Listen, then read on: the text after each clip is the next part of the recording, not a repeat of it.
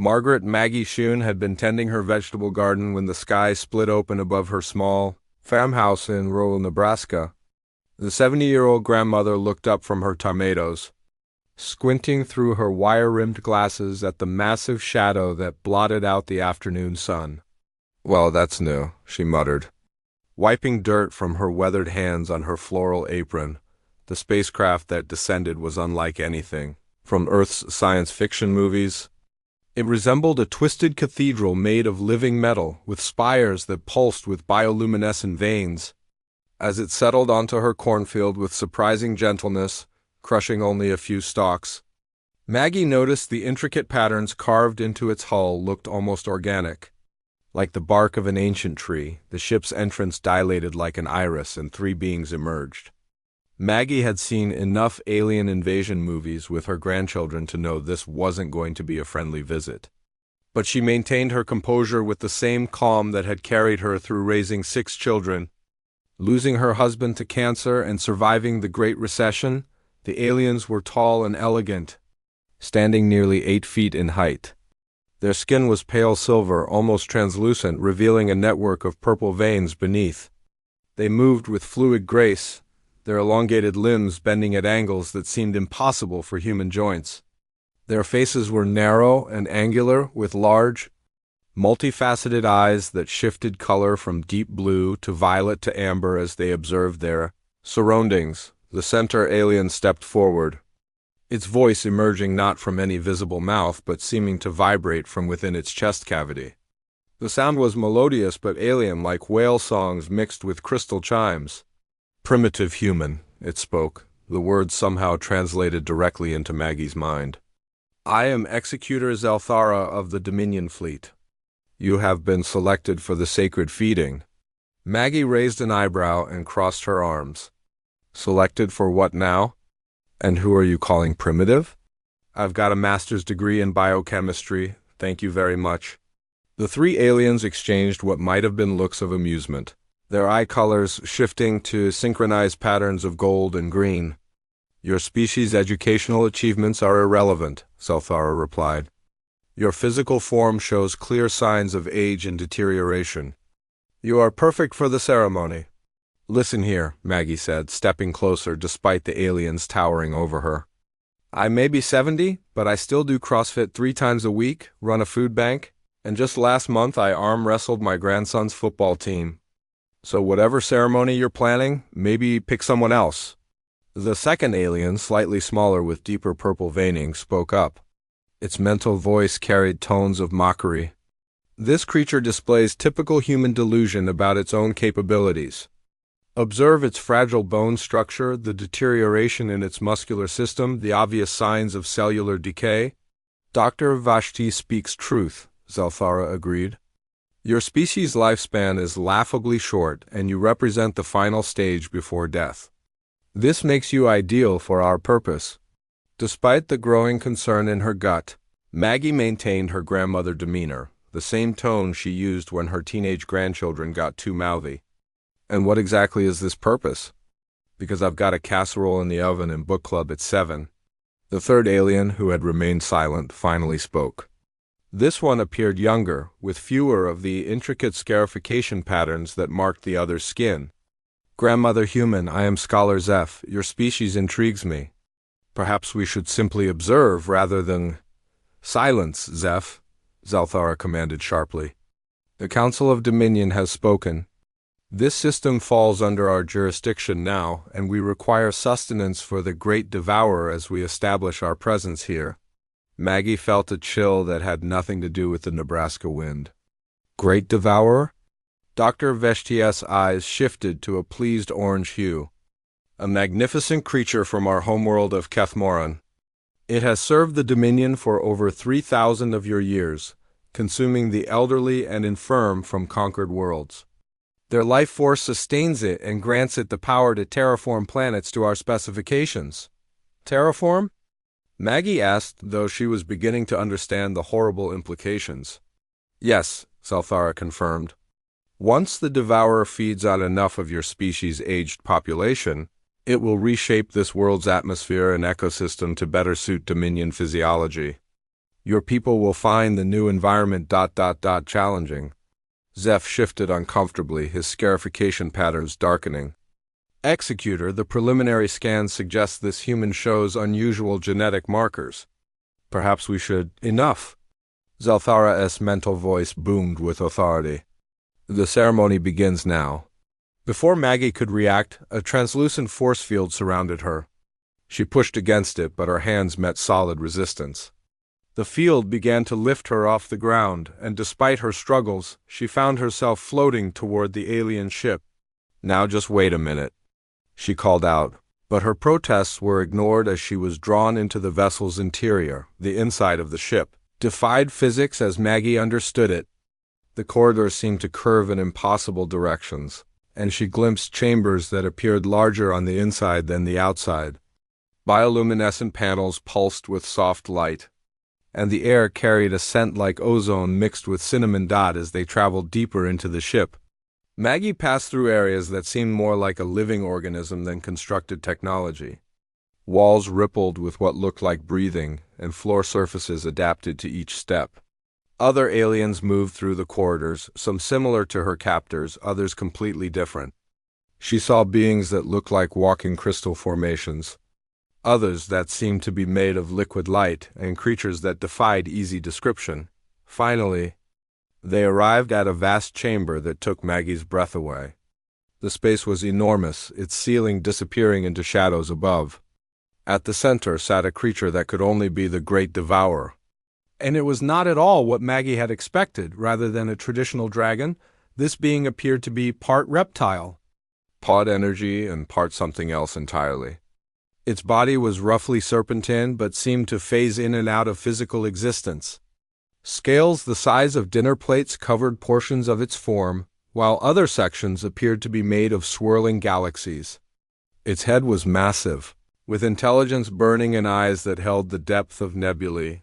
The creature was clearly ancient beyond human comprehension. But what struck Maggie most was not its size or alien nature. It was the profound sadness she sensed emanating from it. This was not a willing servant of the Dominion. This was a prisoner, just as she was now.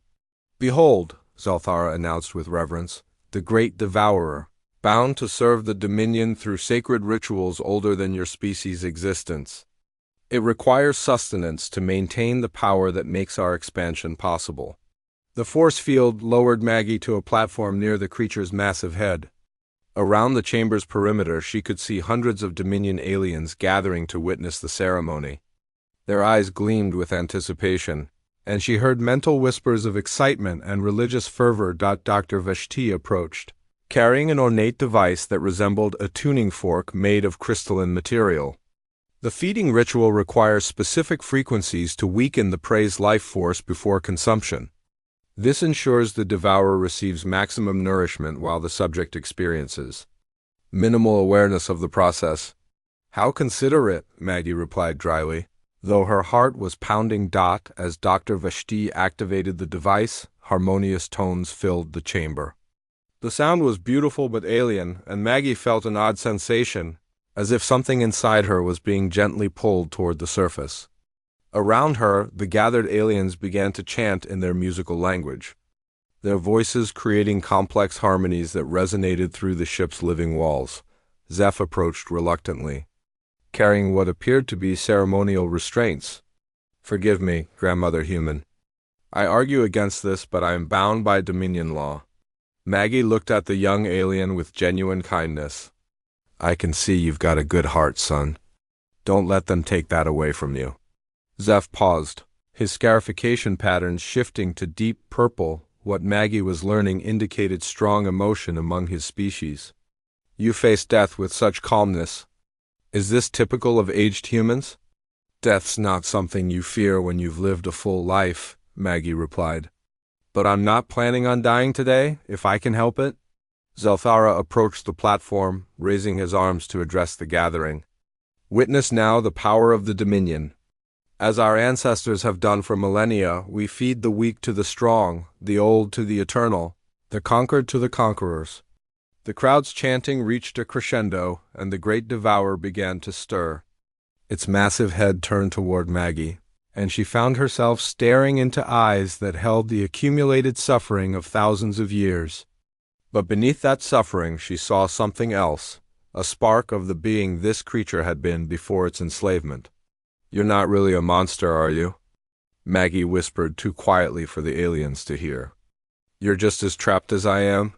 The great devourer's ancient eyes widened slightly, and for a moment the swirling galaxies within them seemed to still. In that instant, Maggie felt a connection she hadn't expected, not predator to prey, but two prisoners recognizing each other across the vast gulf of species and circumstance. The silence in the ceremonial chamber stretched far beyond what any Dominion ritual had ever experienced. For 3,000 years, the great devourer had consumed the offerings without hesitation. Yet now it remained perfectly still, studying the small human with an intensity that made even the most experienced executors uncomfortable. Maggie kept her hand pressed against the massive scale, feeling warmth and what could only be described as a heartbeat thrumming beneath her palm. The creature's breathing had synchronized with hers, and she found herself sharing not just its memories, but its emotions, millennia of forced servitude, the gradual erosion of its true self, and something else that surprised her, its growing fascination with the diverse species it had encountered across the galaxy. "You've been collecting them, haven't you?" she whispered. "Not consuming their life force, preserving their memories, their experiences, their love." The great devourer's eye dilated, and through their connection, Maggie felt its surprise that anyone had understood. Hidden within the creature's vast consciousness were preserved fragments of every being it had been forced to devour, parents' lullabies from a crystalline species in the Vega system, the mathematical poetry of the Andorians, the philosophical debates of the Kepler colonies. It had been saving what it could, honoring those it couldn't save. Executor Zalthara's scarification patterns flared bright red with rage. "This is unprecedented. The binding rituals are absolute. Great Devourer, I command you by the ancient covenants to complete the feeding." The creature's massive head turned slowly towards Zalthara, and for the first time in 3 millennia it spoke. Its voice was like distant thunder rolling across cosmic distances, but the words formed in the minds of everyone present. "No." The single word sent shockwaves through the assembled aliens. Many fell to their knees, their scarification patterns flickering in terror. Others began backing toward the chamber exits. In the entire recorded history of the Dominion, the great devourer had never refused a direct command. Dr. Vashti stumbled forward, his crystalline device shaking in his hands. "This is impossible. The neural binding was performed by our greatest technomancers. The creature cannot disobey." Maggie felt the great devourer's amusement through their connection, along with something else, recognition of her human stubborn streak. "Honey," she said, addressing Vashti with the same tone she used for particularly thick-headed repairmen, "you might have fancy technology, but you never understood what you were dealing with. This isn't just some beast. This is a person. And people, no matter what species, have something you can suppress but never truly destroy, the will to be free." Through their bond, Maggie experienced the creature's true memories from before its capture. It had been called Zarathal by its own kind, a name that meant singer of stars in an ancient language lost to time. It had been an explorer and artist, using its natural abilities to navigate cosmic currents and compose symphonies from the gravitational songs of entire solar systems. "Your name," Maggie said softly. "Zarathal, singer of stars." The creature's entire form shimmered, scales briefly becoming translucent to reveal the swirling galaxies beneath. Around the chamber, instruments began registering energy readings unlike anything they had recorded before. The force symbiosis between the creature and the ship's biotechnology was fluctuating. Scholar Zeph stepped forward, his young face showing more wonder than fear. "The energy patterns are shifting. It's as if the neural bonds are dissolving." "That's impossible," Zalthara snapped, but uncertainty crept into his mental voice. "The bonds were forged with blood sacrifices from 100 worlds. They cannot simply dissolve because a human spoke its name." Maggie smiled, the expression somehow both grandmotherly and fierce. "You want to know what's really impossible?" The fact that you held this beautiful soul prisoner for 3,000 years and never once tried to understand it. You saw a tool where you should have seen a friend. Zarathal's voice rumbled again, but this time it carried harmonies that hadn't been heard since its capture. The small one understands what the Dominion never could. Connection cannot be forced, loyalty cannot be bound, and wisdom is not measured by the length of one's existence. The chamber began to tremble as Zarathal's true power, suppressed for millennia, started to reassert itself. The bioluminescent panels that lined the walls flickered and changed color, responding to emotions rather than dominion. Programming for the first time in ages, Dr. Vashti frantically worked his instruments, trying to re-establish the control mechanisms. The binding rituals are failing? All of them. How is this possible? Maggie looked up at Zarathal, then back at the gathering of increasingly panicked aliens. Want to know a secret about humans that your fancy scans probably missed? We've got something called empathy. It's not just feeling bad when someone else hurts. It's the ability to truly connect with another consciousness, to see the world through their eyes and understand their pain. She gestured to the assembled Dominion forces. You've been controlling Zarathal through fear and magical compulsion for 3,000 years. But you know what's stronger than fear? Trust, respect, friendship, and you know what's stronger than magic? Love. The word love seemed to hit the aliens like a physical force. Many of them recoiled, their scarification patterns shifting to colors Maggie hadn't seen before, deep purples and blacks that suggested complete bewilderment. Executor. Zelthara raised his hands, energy crackling between his fingers. Enough of this human nonsense. If the old bindings have weakened, I will forge new ones. He launched a stream of violet energy at both Maggie and Zarathal, but something unprecedented happened. The energy struck an invisible barrier around them, not of force or technology, but something the Dominion had no experience with, the protective instinct of a being choosing to defend rather than being compelled to serve. Zarathal's form began to change. The imposed shape the Dominion had forced upon it started to fade, revealing glimpses of its true nature. Instead of a serpentine dragon, it was something more magnificent. A being of pure energy and starlight that had chosen to take physical form to better explore the universe. You want to see impossible? Maggie asked, her voice carrying an authority that made centurions and executors alike step back. How about a 70-year-old human grandmother forming a genuine friendship with a cosmic entity in the span of 10 minutes, while your empire couldn't manage to earn its respect in 3 millennia?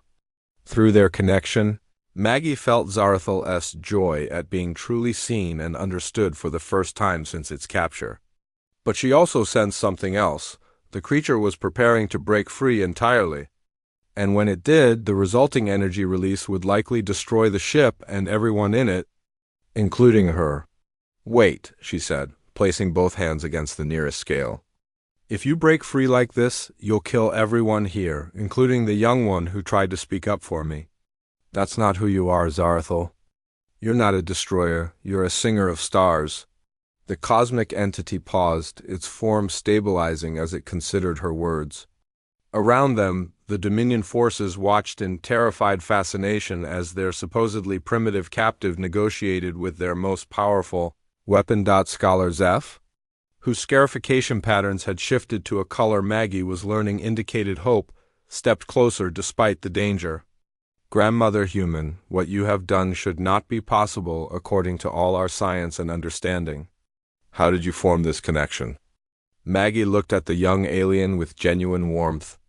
Son, your people have been studying the universe for thousands of years, cataloging species and conquering worlds. But you've been missing the most important lesson of all. The universe isn't just about power and control. It's about connection. Every star, every planet, every living being is part of one big cosmic family. And family takes care of each other. She turned to address the entire gathering, her voice carrying the authority of someone who had raised 6 children and managed a small-town crisis committee. You've been trying to use Zarathal as a tool for conquest, but that was never what it was meant for. It's an explorer, an artist, a being that could teach you more about the wonders of the galaxy than all your databases combined. Executor Zelthara-S form was trembling with rage and something else, fear. The Dominion has existed for 10,000 years. Our methods have proven successful across 100,000 worlds. You are one aging human from a barely spacefaring species. Exactly, Maggie replied with a smile. And this one aging human just did something your entire empire couldn't accomplish in 3,000 years. Maybe it's time to reconsider your methods. Zarathal's voice filled the chamber again, but now it carried the complex harmonies of its true nature. Sounds like cosmic wind chimes mixed with the songs of distant pulsars. The small human speaks truth. I have seen the memories of 1,000 species through this bond with the Dominion. Each possessed knowledge and beauty that could have enriched all others. Instead of learning, you consumed. Instead of growing, you conquered. The creature's gaze swept across the assembled aliens. But this one, in moments, showed me something I had forgotten existed, the possibility of understanding without dominance, of strength that comes from compassion rather than fear. Dr. Veshti dropped. The transformation began slowly, then accelerated beyond anything the Dominion had witnessed in their 10,000-year history. As Maggie maintained her connection with Zarathal, the cosmic entity's true form began to emerge fully. The dragon shape imposed by millennia of binding dissolved like morning mist, revealing a being of pure energy and starlight that pulsed with the rhythms of distant galaxies, but instead of the violent explosion of freedom the aliens expected, something unprecedented occurred. Zarathal's liberation was gentle, controlled, not the rage-fueled destruction of a prisoner breaking free, but the careful awakening of someone who had remembered how to choose compassion over vengeance. "This is impossible," Dr. Veshti whispered, his instruments registering energy levels that should have torn the ship apart. "The containment field is fluctuating, but instead of destabilizing, it's harmonizing?" Maggie smiled, still keeping one hand on what had once been a scale, but was now becoming something like solidified starlight. "Honey, you've spent so long thinking about power as something you take from others. You've forgotten that the strongest power is what you give freely." Through their bond, Zarathal was sharing something extraordinary with Maggie, not just its own memories, but the preserved consciousness fragments of every being the Dominion had fed to it over 3,000 years. Scientists, artists, philosophers, parents, children, all kept safe within Zarathal's vast mind when they should have been consumed. "Oh my," Maggie breathed, overwhelmed by the scope of what she was experiencing. "You beautiful soul. You've been carrying them all this time, haven't you? Every single one." Zarathal's voice resonated with harmonics that made the ship's living walls sing in response. "I could not save their bodies, but I preserved what I could of their essence. The Dominion believes they were consumed, but they live on within me, their knowledge, their love, their dreams."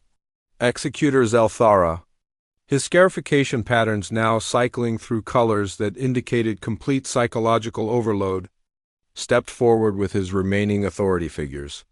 "Even if the Great Devourer has somehow broken its bonds, you are still prisoners aboard a Dominion vessel. We have weapons that can—" "No," came a new voice, and everyone turned to see Scholar Zeph moving to stand between the executor and the impossible pair. His young scarification patterns blazed with colors that indicated defiance, something no Dominion subordinate had displayed in recorded history. "Scholar Zeph." Zelthara's mental voice cracked like a whip. "Return to your position immediately."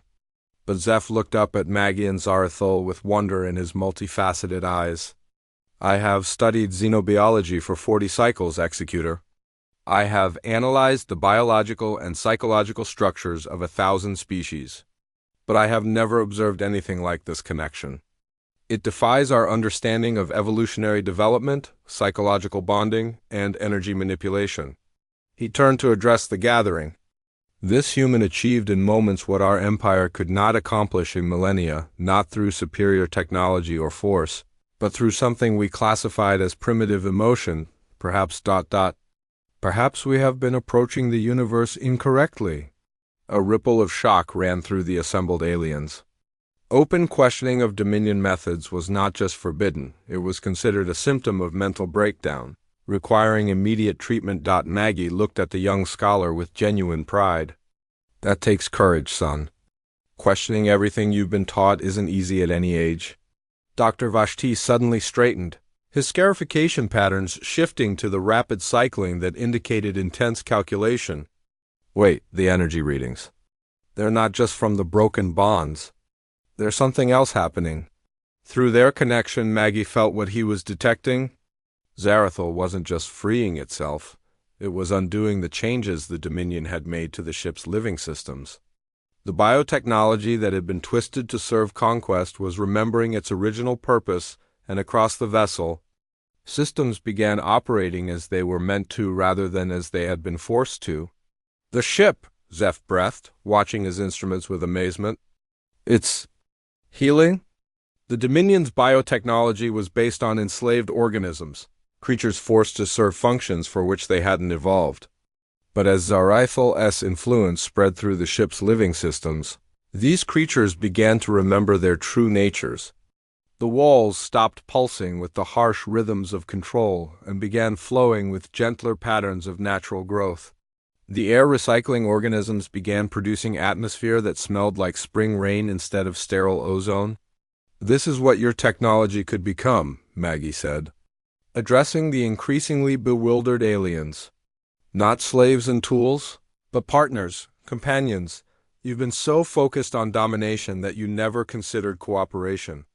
Executor Zalthara raised his hands, energy crackling around his fingers in what was clearly a last resort.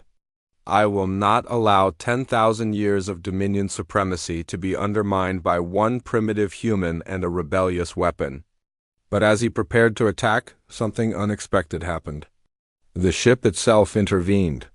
Tendrils of the living wall wrapped gently around his arms, not restraining him violently, but embracing him like a concerned parent stopping a child from hurting themselves.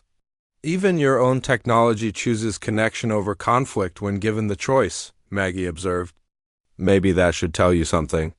Zarathul's form had stabilized into something magnificent, still vaguely draconic in shape to provide familiar reference points for the aliens, but clearly composed of living starlight and cosmic energy. When it spoke, its voice carried the harmonics of a being that had remembered its true nature. Dominion forces, it said, addressing the gathering with gravity but not threat. For 3,000 years I have served your expansion, consuming the elderly and weak of conquered worlds to fuel your terraforming efforts. But I preserved what I consumed, hoping someday to return what was taken.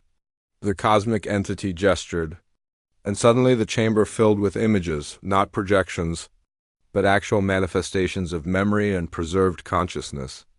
The aliens found themselves surrounded by the ghosts of their victims, an elderly Centauran whose mathematical discoveries had revolutionized stellar navigation, a Rigelian grandmother whose poetry had captured the beauty of nebula formations, a human physicist whose theories about dimensional folding had been lost when Earth was scheduled for conquest. These are not mere memories. Zarathul continued as the aliens stared in horrified fascination at the preserved essences. These are the preserved souls, knowledge, and wisdom of those you fed to me. Every conquest, every feeding ceremony added to this collection. Dr. Vashti's instruments were registering energy patterns that shouldn't exist according to Dominion science. The consciousness preservation readings are off our scales. You've been maintaining stable neural patterns for thousands of different species across millennia. The computational power required ... is not computational, Zarathul replied. It is love. Each consciousness I could not save in body, I held safe in spirit. Their knowledge, their experiences, their capacity for growth, all preserved in hope of eventual restoration. Maggie squeezed what remained of Zarathul's physical form affectionately. You wonderful creature. You've been maintaining the galaxy's largest library of wisdom and experience. And now, Zarathul announced, its voice taking on harmonics that seemed to resonate through hyperspace itself. It is time to return what was taken. The cosmic entity began to sing, not with voice, but with the very fabric of space-time itself. The song was complex beyond human comprehension, but its emotional content was universal, a lament for the lost, a celebration of preservation, and a call for restoration across the ship, then across the Dominion fleet, and finally across subspace communication networks that reached to every corner of their empire. The song spread, and with it came something that shattered the foundation of Dominion power, the preserved consciousness. Patterns of every being they had ever fed to the great devourer, on worlds throughout the galaxy.